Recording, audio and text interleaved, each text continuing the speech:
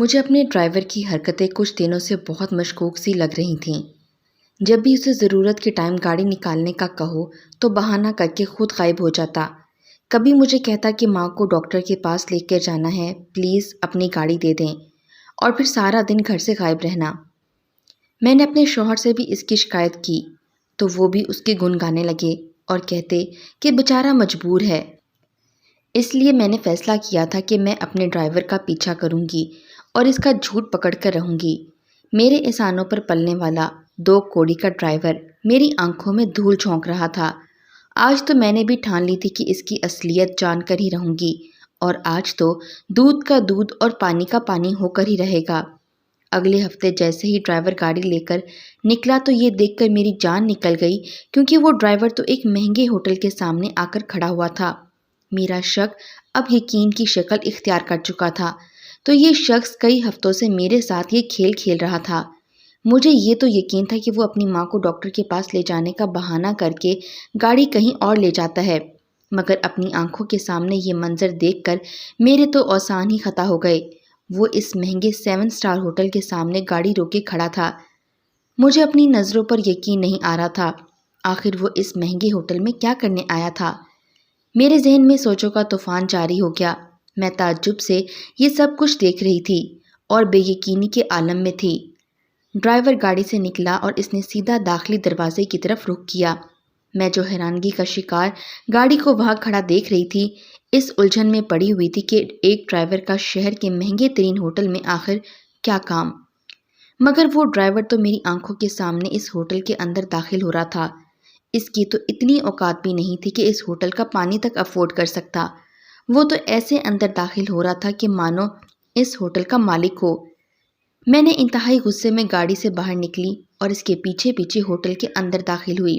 میں اس کا پیچھا کرتے ہوئے چلتی جا رہی تھی، کہیں وہ مجھے دیکھ نہ لے، اس لیے میں نے اس سے کافی فاصلہ رکھا ہوا تھا۔ وہ اس مہنگے ترین ہوٹل کے ریسٹورنٹ والے حصے میں داخل ہوا۔ میں حیران و پریشان اس کا پیچھا کرتی رہی۔ آخر کار وہ ایک ٹیبل کے سامنے آیا، جس کی ایک کرسی پر پہلے سے ہی ایک لڑکی پیٹھ دے کر بیٹھی ہوئی تھی۔ میں نے اسی ٹیبل کے سامنے والی کرسی کھینچی اور اس پر بیٹھ گئی۔ یہ دیکھ کر میری حیرت کی انتہا نہ رہی۔ میرے گھر میں 3 ماہ سے کام کرنے والا ڈرائیور، جس کی اوقات اس ہوٹل میں محض ایک ویٹر کی ہو سکتی تھی، بڑے ہی ٹھاٹ باٹ سے جا کر ریسٹورنٹ کی ٹیبل پر بیٹھ گیا تھا، وہ بھی مجھے جھوٹ بول کر۔ اور یہ صرف آج نہیں ہوا تھا، میری آنکھوں میں دھول جھونکنے کا یہ سلسلہ کئی ہفتوں سے چل رہا تھا، اور میں نے اس فراڈ کی باتوں پر بھروسہ کر کے اس کی ہمدردی میں اپنی گاڑی اس کے حوالے کر رکھی تھی۔ آخر یہ کیا معاملہ تھا؟ اب غصے سے میرے دماغ کی نسیں پھٹنے کو آئی ہوئی تھیں۔ میں نے سوچ لیا کہ جا کر اس کی اوقات یاد دلاؤں گی اور اپنی مالکن سے دھوکہ کرنے کی اسے بہت بڑی سزا دوں گی۔ میں تیز تیز قدموں سے ٹیبل کی جانب بڑھی، مگر اس کے بعد جو میں نے دیکھا، اس نے تو جیسے میرے پیروں تلے سے زمین کھینچ لی تھی۔ میں نے من ہی من میں چاہا کہ کاش یہ ایک خواب ہو۔ ہاں، یہ خواب ہی تو ہو سکتا تھا، اس بات کا حقیقت ہونا تو ناممکن تھا۔ میں نے خود کو چٹکی کاٹی اور بہت افسوس ہوا کہ سوچ کر کے جو منظر میں نے اپنی آنکھوں سے دیکھ رہی ہوں وہ ایک خواب نہیں حقیقت ہے۔ میں نے تو سوچا تھا کہ یہ محض مجھے اتنا ہی دھوکہ دے رہا ہوگا کہ مجھ سے اپنی ماں کو ہاسپٹل لے جانے کا بہانہ بنا کر اس ہوٹل میں آتا ہے، مگر مجھے کیا خبر تھی کہ اس کی فریب کی یہ انتہا تھی۔ وہ میرے پیٹھ پر ایسے چھرا گھونپ رہا تھا۔ اس کا لالچی چہرہ اب میرے سامنے آ کے بالکل کھل چکا تھا۔ میں اپنی جگہ پر بت بنی کھڑی تھی۔ اس قدر بے یقینی کے عالم میں تو میں کبھی بھی مبتلا نہیں ہوئی تھی۔ میں نے اپنے قدم آگے کی جانب بڑھائے اور میں آ کر اس ٹیبل کے سامنے کھڑی ہو گئی۔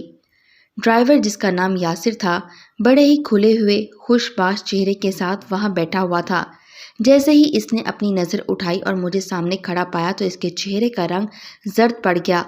اس وقت میرا دل کیا کہ ایک زوردار تھپڑ اس کے منہ پر رسید کر دوں۔ وہ بکھلایا ہوا آرام سے اپنی سیٹ سے اٹھا اور بہت ہی حیرت سے میری طرف دیکھنے لگا۔ حیران کیسے نہ ہوتا، اس کا پول جو کھل چکا تھا۔ اب وہ مزید مجھے دھوکے میں نہیں رکھ سکتا تھا۔ وہ جو میرے پیٹھ پیچھے کھیل کھیل رہا تھا، اس کا وہ کھیل اب اختتام کو پہنچا تھا۔ میں انتہائی غصے میں اس کی صورت کی جانب دیکھ رہی تھی۔ اتنی معصوم اور خوش شکل انسان کے پیچھے کیسا مکار چہرہ چھپا ہوا تھا، وہ بھی بہت گڑبڑایا ہوا تھا۔ میری طرف دیکھنے لگا۔ واہ مسٹر یاسر، واہ! یہ الفاظ میرے منہ سے انتہائی غصے میں نکلے تھے۔ رتی برابر بھی غیرت یا شرم ہے تمہارے اندر؟ میرے یہ الفاظ سن کر اس کی نظریں جھک گئیں۔ تبھی اس کے سامنے بیٹھی ہوئی لڑکی نے اپنا سر موڑا اور وہ بکھلا کر اٹھی۔ اتنا تو میں بھی جانتی تھی کہ دال میں کچھ تو کالا ہے، مگر میں اس بات سے لا علم تھی کہ تم اتنا بڑا فریب کر رہے ہو، ہمیں اتنا بڑا دھوکہ دے رہے ہو۔ ہمارے احسانوں کا یہ بدلہ دیا ہے تم نے۔ مجھے تو لگا تھا کہ تم جھوٹ بول کر کسی اور جگہ جاتے ہو، مگر مجھے اس بات کا اندازہ نہیں تھا تم اتنے مہنگے 7 اسٹار ہوٹل کے ریسٹورنٹ میں بیٹھے ہوگے، اور وہ بھی میری سگی بہن کے ساتھ۔ میرے آخری الفاظ سن کر وہ چونک گیا۔ میں نے رخ اپنی بہن کی طرف موڑا۔ تمہیں معلوم بھی ہے کہ تم کس مکار کے ساتھ بیٹھی ہوئی ہو؟ یہ تمہیں مہنگی گاڑی دکھا کر، مہنگے پھول دے کر، مہنگے ریسٹورنٹ میں لا کر تمہاری نظروں میں دھول جھونک رہا ہے۔ تمہیں اس شخص کی حقیقت کا پتہ نہیں ہے۔ میں تمہیں بتاتی ہوں، یہ میرے گھر میں ڈرائیور کا کام کرتا ہے۔ میری بہن میرے چہرے کی طرف حیرانگی سے دیکھنے لگی۔ کیوں؟ چونک گئی اس کی اصلیت جان کر؟ یقین نہیں آیا نا؟ اس نے تو کبھی بھی تمہیں یہ بات نہیں بتائی ہوگی، اور تم؟ میں دوبارہ اسی سے مخاطب ہوئی۔ تمہیں لگا کہ تم یہ فراڈ کر کے کامیاب ہو جاؤ گے؟ بتاؤ، تم کیا کر رہے تھے میری بہن کے ساتھ، اور کتنے عرصے سے اس کو دھوکہ دے رہے تھے؟ ریسٹورنٹ میں موجود باقی لوگ اب ہماری جانب متوجہ ہو گئے، مگر میں اس وقت غصے کی شدید کیفیت میں تھی، اور ارد گرد کے لوگوں کی پرواہ کیے بغیر میں اس پر چلا رہی تھی۔ کیا تم اسے اپنے جال میں پھنسا کر اپنے دن بدلنا چاہتے ہو؟ دھوکہ دہی تو کوئی تم سے سیکھے۔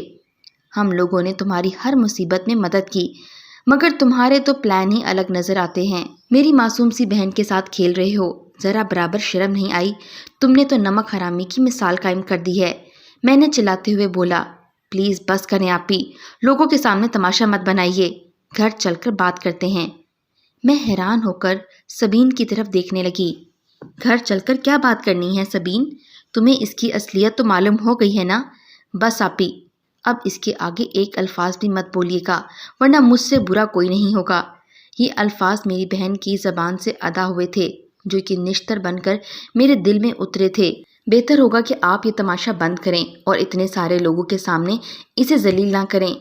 میری طرف گھورتے ہوئے مجھے یہ الفاظ بول کر میری بہن نے مجھے ہاتھ سے باہر چلنے کا اشارہ کیا۔ میں حواس باختہ ہو کر اسے دیکھنے لگی۔ یہ میری بہن تھی جو 2 کوڑی کے ڈرائیور کے لیے مجھ سے اس لہجے میں بات کر رہی تھی۔ اس ڈرائیور نے فقط میرے ساتھ ہی نہیں بلکہ اس کے ساتھ بھی دغا کی تھی، تو یقیناً اپنی حیثیت چھپا کر میری بہن کو اپنے جال میں پھنسانا چاہ رہا ہوگا۔ یہ جاننے کے بعد بھی اس کے ساتھ دھوکہ دہی ہو رہی تھی، اس کی آنکھیں نہیں کھلی تھیں۔ آخر اس فریبی نے میری بہن کے ساتھ کیا کھیل کھیلا تھا؟ میں اسپاٹ سے چلتی ہوئی ہوٹل سے باہر آئی۔ میرے ساتھ ساتھ ڈرائیور اور سبین بھی باہر آئے تھے۔ پارکنگ میں پہنچتے ہی میں نے خون خوار نظروں سے ڈرائیور کی طرف دیکھا۔ سبین کی کہی ہوئی باتوں کے بعد ڈرائیور انتہائی ڈٹھائی سے میری طرف دیکھ رہا تھا، مانو وہ اپنی جیت کا جھنڈا دکھا رہا تھا۔ وہ اپنی نظروں سے ہی میرا تمسخر اڑا رہا تھا۔ مجھے ایسا لگا جیسے وہ اپنے مقصد میں کامیاب ہو چکا تھا۔ میں نے سبین کو کندھوں سے پکڑا۔ سبین، ہوش میں آؤ، مجھے بتاؤ اس نے تمہارے ساتھ کیا کیا ہے؟ تم میرے ساتھ گھر چلو، اس فریبی کے فریب میں مت آنا۔ سبین نے اپنے کندھوں سے میرے ہاتھ ہٹائے۔ یہ کوئی فریبی نہیں ہے، اس نے مجھے کسی دھوکے میں نہیں رکھا۔ آپی، میں جانتی ہوں کہ وہ آپ کا ڈرائیور ہے، اور مجھے یہ بات آپ کے بتانے سے پہلے ہی معلوم ہے، اور یہ سب جانتے ہوئے بھی میں یاسر سے محبت کرتی ہوں۔ سبین کا اتنا کہنا تھا اور میری روح لرز کر رہ گئی۔ تمہارا دماغ تو ٹھیک ہے؟ ہاں، میرا دماغ ٹھیک ہے، اور یہ سب میں اپنے ہوش و حواس میں کہہ رہی ہوں۔ آپ نے صرف یاسر کی اوقات دیکھی ہے، میں نے اس کا دل دیکھا ہے۔ بس، میں اس سے آگے مزید کچھ بھی نہیں سن سکتی تھی۔ سبین کی زبان سے نکلا ہوا ایک ایک لفظ میرے اوپر قیامت ڈھا رہا تھا۔ میں نے چلا کر کہا، مجھے یقین نہیں آ رہا کہ تم اس دھوکے باز ڈرائیور کے لیے اپنی بہن سے لڑ رہی ہو۔ اپنی آواز نیچے کریے محترمہ، میں آپ کا ڈرائیور نہیں ہوں۔ یاسر کے منہ سے یہ الفاظ سن کر میں سکتے میں آ گئی، اور میرے ساتھ ساتھ سبین بھی چونک کر اسے دیکھنے لگی۔ آخر یہ شخص کیا کہہ رہا تھا؟ میرا دماغ چکرانے لگا اور مجھے کچھ سمجھ نہیں آیا۔ یاسر کو 4 ماہ پہلے ارسلان نے ڈرائیور کی جاب پر رکھا تھا۔ جب پہلی بار ارسلان نے مجھے اس سے ملوایا تو مجھے بہت حیرانگی ہوئی۔ وہ ایک خوبرو نوجوان تھا۔ پہلے تو مجھے ارسلان کی بات کا یقین نہ آیا کہ یہ ہمارا ڈرائیور ہے۔ اسے دیکھ کر مجھے بہت افسوس ہوا تھا۔ وہ خود کتنا خوش شکل تھا، لیکن اس کی نصیب کیسے تھے۔ بہرحال یاسر ایک بہت ہی اچھا ڈرائیور ثابت ہوا تھا۔ اس کی ڈرائیونگ تو اچھی تھی، پر وہ ایک اچھا انسان اور نیک انسان بھی معلوم ہوتا تھا۔ یوں تو اس کی ڈیوٹی ارسلان کی کار کی ڈرائیونگ کرنا تھی۔ ارسلان آفس جاتے یا کام کے سلسلے میں اگر شہر سے باہر جانا پڑتا تو یاسر ہی ہر جگہ ان کے ساتھ جاتا۔ یوں مجھے تو خود ہی ڈرائیونگ کرنا پسند تھا، اور ارسلان اکثر میری سیفٹی کے لیے محتاط رہتے تھے، اور جب وہ کام سے فارغ ہو کر گھر پر ہوتے اور کہیں جانا چاہتی تو یاسر کو میرے ہمراہ بھیج دیتے۔ مجھے یاسر سے کوئی مسئلہ نہیں تھا، لیکن ایک دن جب یاسر نے ویکنڈ کے دن مجھ سے میری گاڑی مانگی اور کہا کہ وہ اپنی بیمار ماں کو ہسپتال لے جانا چاہتا ہے، مجھے اس کا احساس ہوا اور میں نے اسے اجازت دے دی۔ مگر اگلی صبح جب اپنے دوستوں سے ملنے کے لیے باہر جانا تھا اور میں نے اسے کہا کہ گاڑی نکالے، میں جو ہی گاڑی کی پچھلی سیٹ پر بیٹھی تو میں نے وہاں مہنگے پھولوں کا گلدستہ دیکھا۔ مجھے لگا کہ ضرور ارسلان نے یہ پھول میرے لیے رکھے ہوں گے۔ میں نے وہ پھول اٹھا کر اپنے نوکر کو دے دیے اور اسے کہا کہ اندر رکھ دو۔ پر جب اگلے ہفتے بھی یاسر نے مجھ سے کار مانگی اور کہا کہ ہر ہفتے اس کی ماں کو چیک اپ کی ضرورت ہوتی ہے، تو میں نے بغیر ہچکچاتے اسے اپنی گاڑی لے جانے کی اجازت دے دی۔ جب گاڑی واپس آئی اور رات کو گیراج میں ٹہلتے ہوئے جب میری گاڑی میں نظر پڑی تو اس میں پھر سے وہ پھول پڑے ہوئے تھے۔ میں چونکی اور یاسر کو بلا کر گاڑی کھلوائی اور وہ گلدستہ نکالا۔ میں نے اس سے پوچھا کہ یہ کہاں سے آیا ہے۔ وہ ہڑبڑا گیا اور کہنے لگا میرے رشتہ دار یہ پھول امی کے لیے لائے تھے۔ مجھے اس کا جواب سن کر بہت ہی حیرانگی ہوئی، کیونکہ یہی پھول میں نے پچھلے ہفتے بھی دیکھے تھے اور سمجھا تھا کہ شاید یہ میرے لیے ہیں، مگر میرا انداز غلط تھا۔ آج پھر اس گاڑی میں یہ پھول دیکھ کر اور یاسر کی بات سن کر میرے دل میں شک نے جنم لیا۔ میں نے سوچا یاسر خود ایک ڈرائیور ہے، گاڑی چلا چلا کر اپنا پیٹ پالتا ہے، اس کے رشتہ دار کب سے اتنی حیثیت والے ہونے لگے کہ اتنے مہنگے پھول افورڈ کرنے لگے۔ یاسر کی ہڑبڑاہٹ دیکھ کر مجھے اس پر شک ہونے لگا۔ جانے کیوں مجھے ایسا لگا جیسے کچھ تو گڑبڑ ہے۔ معمول کے مطابق اگلے ہفتے بھی یاسر نے گاڑی لے جانے کی اجازت مانگی اور میں نے جان بوجھ کر اسے اجازت دے دی، کیونکہ مجھے اس کا پیچھا کرنا تھا۔ جانے کیوں میرے دل میں یہ شک بیٹھ چکا تھا کہ وہ مجھ سے جھوٹ بول رہا ہے۔ وہ جیسے ہی میری گاڑی لے کر نکلا تو میں ارسلان کی گاڑی لے کر اس کا پیچھا کرنے لگی۔ پہلے اسے مہنگے ہوٹل میں داخل ہوتے دیکھ کر مجھے بہت حیرانگی ہوئی تھی۔ جب میں نے اسے اس ہوٹل میں میری بہن کے ساتھ بیٹھے ہوئے دیکھا تو میرا خون کھول گیا، لیکن میری بہن نے بھی جب اس کی حقیقت جاننے کے باوجود ایسے ریئیکٹ کیا تھا جیسے کچھ ہوا ہی نہیں، تو مجھے بہت صدمہ ہوا۔ مگر اس سے بڑا صدمہ مجھے تب لگا جب یاسر نے کہا تھا کہ وہ میرا ڈرائیور نہیں۔ وہ یہ کیا کہہ رہا تھا؟ وہ کون تھا؟ وہ ایسا کیوں کہہ رہا تھا؟ یہ سب سوچتے ہوئے میرا سر چکرانے لگا۔ تم میرے ڈرائیور نہیں ہو۔ اب یہ کیا ڈرامہ ہے؟ میں نے یاسر سے پوچھا۔ آپ کے سوالوں کا جواب میں یہاں نہیں دے سکتا، بہتر ہوگا کہ گھر چل کر اطمینان سے میری بات سنیں۔ اب جانے مجھ پر اور کتنی باتیں کھلنے والی تھیں۔ جب ہم گھر پہنچے تو وہاں پہنچتے ہی میں نے ارسلان کو آوازیں دینا شروع کی تاکہ وہ آئے اور میں انہیں یاسر کا اصلی روپ دکھا سکوں، مگر نوکر نے کہا کہ ارسلان آج سویرے ہی سو گئے تھے۔ میں نے پیچھے آتے ہوئے یاسر اور سبین کی طرف دیکھا۔ میں نے یاسر سے چلا کر بولا کہ اب بتاؤ کہ کیا چکر چل رہا ہے؟ میری بھولی سی بہن کو تم نے کیسے اپنی باتوں میں پھنسایا ہے؟ پہلے ہی تم نے اس سے اپنی اصلیت چھپائی رکھی اور آج جب پکڑے گئے ہو تو تب بھی حقیقت سے مکر رہے ہو۔ یاسر نے دھیمی آواز میں کہا، جسے آپ حقیقت سمجھ رہی ہیں دراصل وہ حقیقت ہی نہیں۔ میں آپ کا ڈرائیور نہیں بلکہ ایک پولیس آفیسر ہوں۔ یہ سن کر میرے پیروں تلے سے زمین نکل گئی، میرے اوزان ہی خطا ہو گئے۔ آخر یہ کیا ہو رہا تھا؟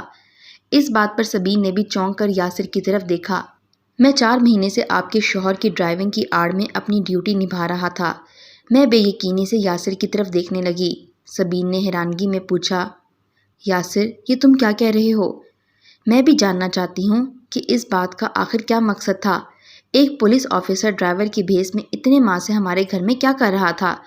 میں نڈھال ہو کر صوفے پر بیٹھ گئی اور اس سے مزید کوئی سوال کیے بغیر اس کی جانب دیکھتی رہی۔ میں سب کچھ جاننا چاہتی تھی۔ یاسر نے اپنی بات شروع کی۔ تقریباً 6 ماہ پہلے ہمارے ڈپارٹمنٹ کو کہیں سے خبر ہوئی کہ آپ کے شوہر کی فیکٹری سے جو سامان پورے پاکستان میں بھیجا جاتا تھا اس میں ڈرگ بھی شامل تھی۔ کیا؟ ڈرگس؟ مجھے محسوس ہوا جیسے میری روح فنا ہو گئی ہو۔ جی ہاں، ڈرگس۔ آپ کے شوہر کے کاروبار کے بیچوں بیچ ڈرگس کا کاروبار چلتا ہے۔ یہ بات میرے منہ پر ایک زوردار تماچے کی طرح لگی تھی۔ میں نے تو کبھی خواب میں بھی نہیں سوچا تھا کہ ایک دن مجھ پر ایسا انکشاف ہوگا۔ سبین نے بھی ڈرگس کا نام سن کر اپنے ہاتھ منہ پر رکھ دیے۔ پولیس نے آپ کے ڈرائیور سے استعفیٰ دلوایا اور مجھے ایک نئے ڈرائیور کے طور پر آپ کے شوہر کے پاس بھیجا اور میری یہ ڈیوٹی لگا دی کہ میں ڈرائیور بن کر ہر جگہ آپ کے شوہر کے ساتھ رہوں اور اپنے ڈپارٹمنٹ کو اس کی ہر پل کی خبر دیتا رہوں۔ وہ کہاں کہاں جاتا ہے اور کس کس سے ملتا ہے، ہر معمولی بات کی انفارمیشن آگے پہنچانا میری ذمہ داری تھی۔ آپ کے گھر کے سبھی فون ٹیپ کیے جا رہے تھے۔ میری آنکھوں میں بے یقینی کے آنسو آ گئے۔ ایسا کیسے ہو سکتا تھا؟ مجھے اس بات پر یقین نہیں آ رہا تھا۔ میرا ارسلان ایسا کام نہیں کر سکتا۔ آپ کا شوہر کہاں آتا جاتا، کس کس سے ملتا، ساری انفارمیشن پولیس کو ملتی رہی اور آخر کار یہ بات کنفرم ہو گئی کہ آپ کے شوہر کی کمپنی ڈرگس کے دھندے میں ملوث ہے۔ یہ بات سن کر میں نے اپنے ہاتھ منہ پر رکھے اور پھوٹ پھوٹ کر رونے لگی۔ آپ کو رونے کی کوئی ضرورت نہیں ہے، یاسر نے کہا۔ مانا کہ آپ کے شوہر کی فیکٹری میں یہ کام چلتا تھا، مگر آپ کے شوہر اس الزام سے بری الذمہ ہیں۔ وہ ڈرگ ٹریفک میں ملوث نہیں، بلکہ اسے تو اس بات کا علم بھی نہیں تھا۔ اس کمپنی کے شیئرز کے 50% پارٹنرز کے احکامات کے تحت یہ کام چلتا تھا۔